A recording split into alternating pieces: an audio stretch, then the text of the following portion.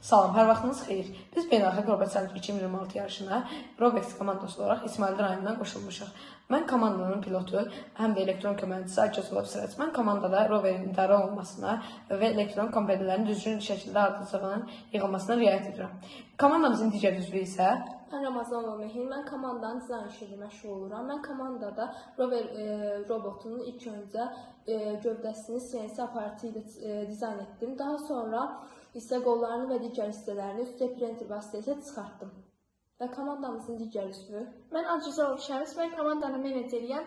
Mən komandada düzgün vaxt bölgüsünü və şagirdlərin təhlükəsizlik qaydalarını yerinə yetirməsinə, həmçinin də yerinə yetirilən bütün işləri mentorumuzla bölüşürəm. gəlin indi isə rover üzərində elektron komponentlərin necə qurulduğunu göstərəcəm.